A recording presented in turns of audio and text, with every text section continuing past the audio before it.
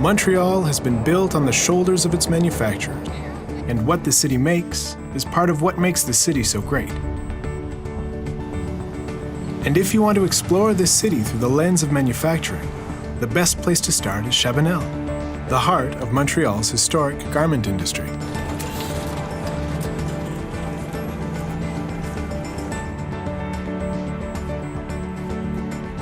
Our exploration of this fascinating district comes with the help of 3 successful entrepreneurs. They have all survived and thrived in Montreal's ever-changing economic environment. A hat maker, A lot of people now celebrities on the side. a button maker, and Montreal's knitwear king.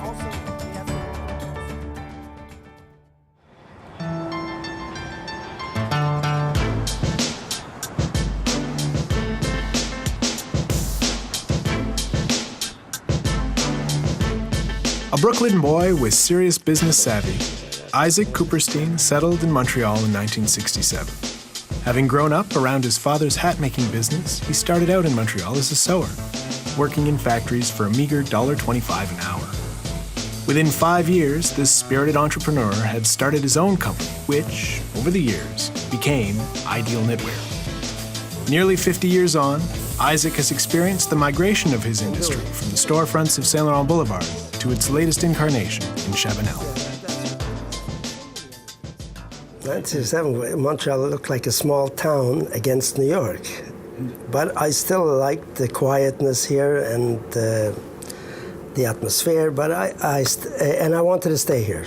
So I told my parents I'm staying here, and what will I do?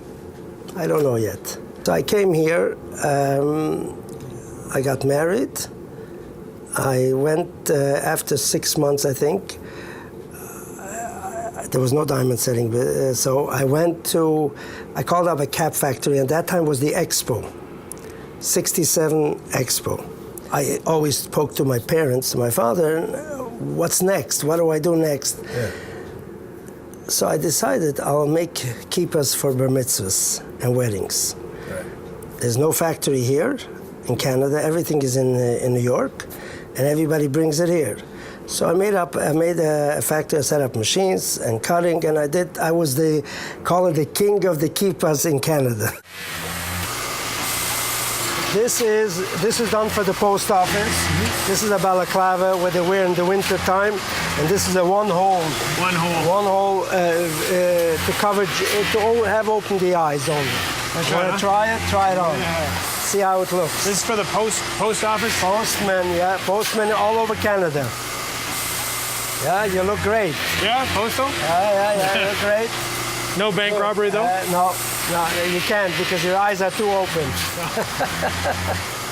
Okay? I have to tell you, I mean, what I remember Chabanel, lunchtime, the amount of people that came out from the buildings was massive. It was a flood. A flood. The restaurant, every building had a restaurant.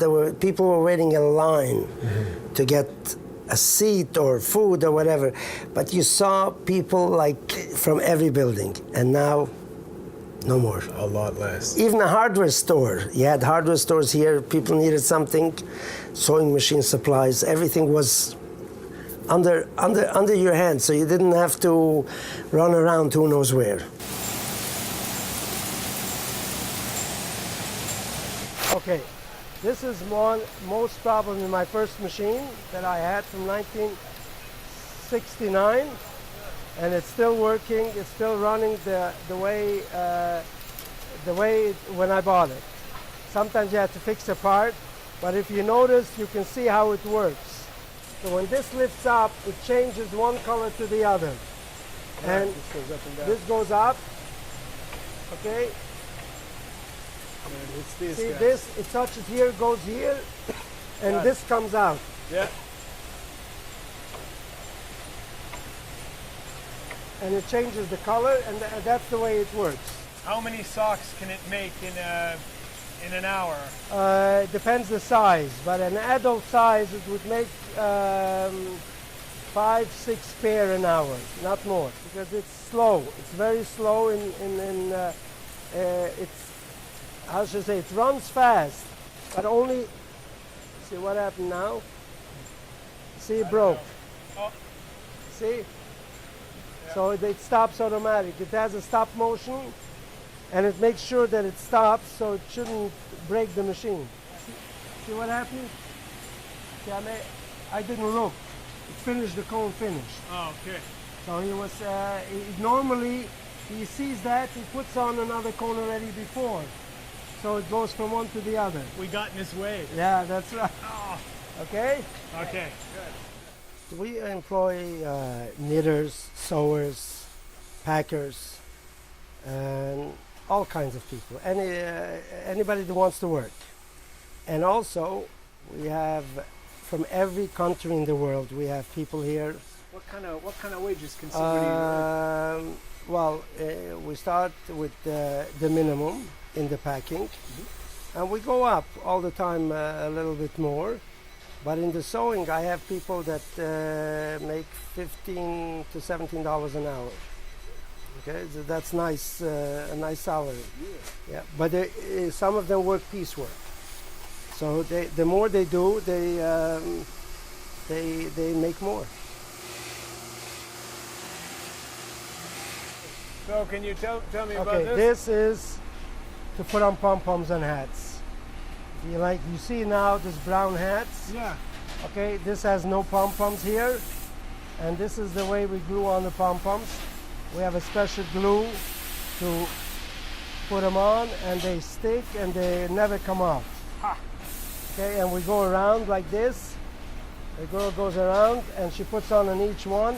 As she comes back, it's dry and she can take them off. How long does it take to dry? Few seconds. Few seconds. Yeah. Do you have a name for your pom-pom machine? Not really. No. The Homemade machine. The homemade machine. So Okay, just to let you know, this is a scarf yeah, that we do for a hockey team in Ontario, California. Ontario, California. That's right. And we do 1,500, and they're going to give it out for the first game. The way it looks is that's their color combination. This is their color teams. Yeah. The gray, and orange, gray, and navy. And then they have here, they put it on, Yeah. and they have here written, season ticket holders are getting each one a scarf. And this goes to the Ontario, California team, This is Ontario, California. It's a hockey team, hey? a hockey team in California. Ah. Okay, I didn't Ontario, even know there was an California. Ontario, And then when this team wins, they cheer. They cheer with this. The competitiveness has to do with the product. For example, in hockey socks, I remain competitive. Hockey socks is made locally, and it is a tough market. Sometimes price is an issue, but a lot of times when they ask for this fast delivery, price is not that of an issue. It's more getting the product. That's how we stay. And also we have to import also because of competition. Even my competitor is China, not the next guy on the street. The real competitor is China. Chabanel is still called the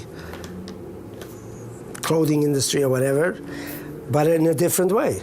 Right. It's mostly importers, no manufacturers, sales offices. You don't have the workforce, because at that time you had the workforce that came to the new country. Right. Italians, Greeks, they all came. First thing, they went to work. Yeah.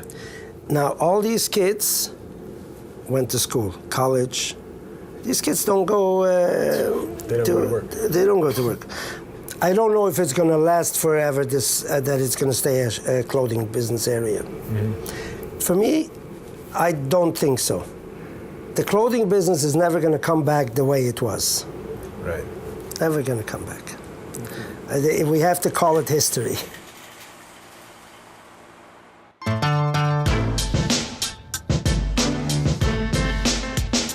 Located in Montreal's most northerly borough, Ahuntsic-Cartierville, Chabanel is an industrial district surrounded by close-knit residential neighborhoods. Just south of Chabanel's manufacturing district is a dense residential community with well-maintained houses and charming backyards. Rue Chabanel, the area's main street, is lined with family-owned restaurants and cafes, reflective of the area's Italian heritage and vital to local business. For this reason, the city has made significant investment in Chabanel's infrastructure. New sidewalks and a new underpass beneath the commuter rail line connects to adjacent commercial activity in order to encourage greater pedestrian traffic.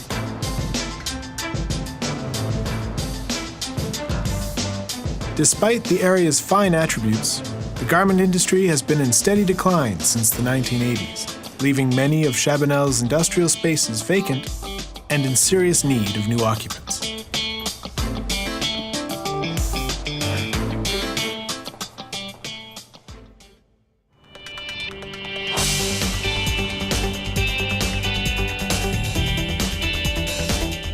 With competition in emerging markets, like China, Montreal's manufacturers have had to act creatively in order to stay competitive.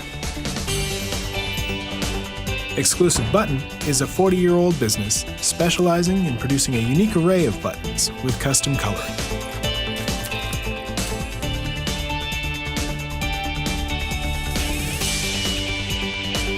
Starting at the bottom as a door-to-door salesman, Irvin Rothman now runs Exclusive Button in Montreal. We've been here about 40 plus years. It's a family-run business. I started as being one of the rookies, where I would walk from the top of a building, 11 floors down with a suitcase and knock doors, basically doing cold calls. Nice. As a salesman? As a salesman, plenty of doors slammed in my face. But I was persistent, and that's why I'm here. So. Okay. And now what is your role at... I still do the same thing. I manage the operation. I do sell, customer service, follow-up, work with people, and try to do some sales. With the internet now, it's really opened up a lot of doors. And what makes it interesting is because we have a website, so we do give you an idea what we do. But the whole look is really is to get you in here, so you can touch and feel them. There we go.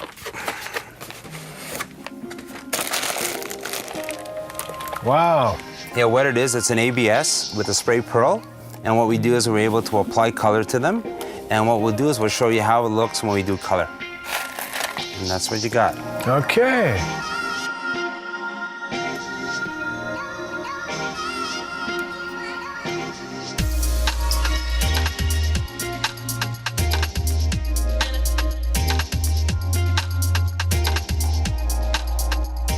So tell me what the first step is. First step is we're gonna boil the water, apply the powder, apply the promoter, give it about a minute or two to boil. Then we'll throw the buttons in and we'll see what happens after that. Okay, are these the blanks here? Yeah, these they are. We're gonna throw you in 3 different styles. And we're gonna get approximately 3 different shades of the fuchsia that we're gonna attempt to do. Great.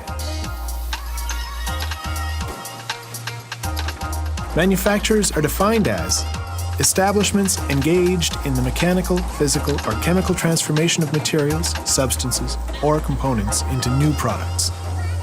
Many of the buttons Irvin dyes here in Montreal are made at Exclusive's Toronto factory. And then this is the rinsing stage? Yeah, we rinse the buttons here before we throw them in the dryer, which allows us to dry the buttons.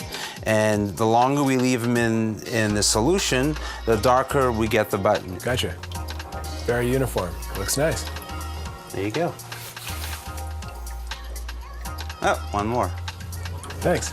After we rinse these buttons off, we're gonna bring them into the dryer.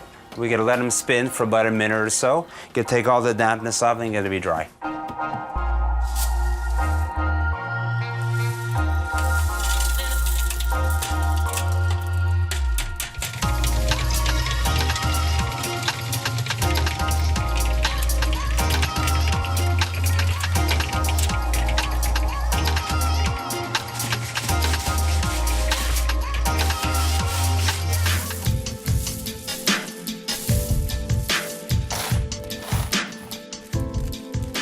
So is it important for you to keep the business in Montreal? Yeah, because Montreal is a trendsetter. There's a lot of different things that are happening, upcoming designers. We're a little bit on the cutting edge. It is Central City, Chabanel.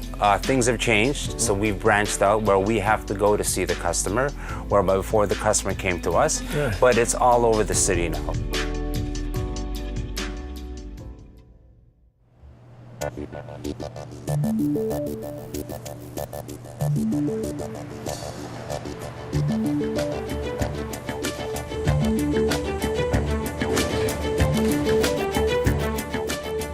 Like Exclusive Button, McGill Hat is a family business, but one that is undergoing a generational shift. Having made hats for nearly 40 years, Marvin Shostak is passing on the business to his son, Jared. Marvin, could you give us a brief history of your business? Well, it goes back about 100 years. It was owned by Mr. Isidore McGill, and it was taken over by his son-in-law, Jack Jacobson, about 60 years ago, and I took over the company. And my son was finishing school, university, and I wouldn't take him in until he graduated. And as soon as he graduated, I asked him if he wanted to come into the business, and he said to me basically, "Why did you wait so long to ask me?" And before I knew it, within 3 months, he was basically doing everything here. He wouldn't let me answer the phone. He wouldn't let me do anything. He'd send me home because I was bothering him. And I says, "Okay, you're on your own, mister, do what you want." I've always had a hat collection of 20, 30 hats at home at all times since I was a kid, and I've loved them. Okay, Joe, which one's your favorite hat? My favorite hat? That's a good question. I really, really like this one. I like the shape of it. I like the contrast that we came up with for the ribbon and the ribbon on the edge. I'm a smaller hat person. I don't like the big hats. I like it small, I like it short. Bet it looks good on you.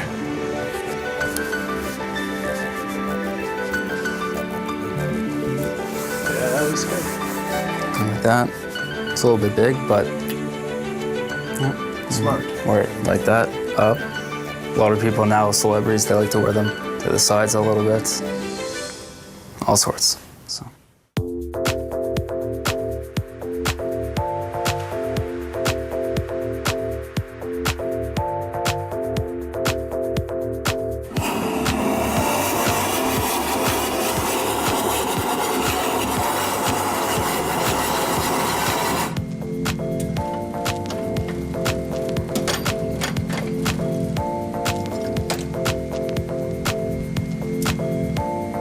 We have shapes and rubber plugs. They go into the hydraulics. It's basically hot air and pressure. Yeah. Goes inside, gives it the shape, gives it the pinch, gives it the final shape that it needs to be. Okay. And from here it goes on and it gets sanded, which gives it the smoothness, and start cutting the brims.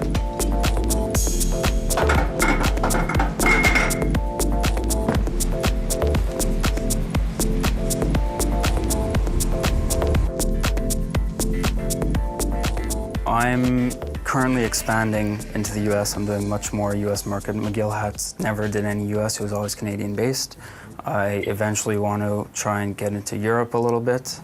There's a huge market in Australia, so I'm just a little bit at a time, and that's where I see it. What is it about doing business in Montreal, or the Chabanel specifically, that might be interesting? Machinery and buildings are all 100 years old. No, but seriously, it's got a character. You see everything that, unfortunately, some businesses have gone and left, but everyone that's still here, everyone has a story to tell. Everyone's here and they've been around, and Right. it's just, thank you, it's pride, and everything is history here.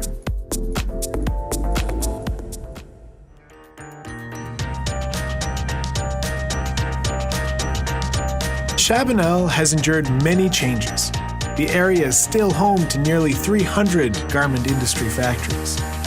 Speaking from experience, all of these manufacturers are run by intrepid business people just like the folks in this episode.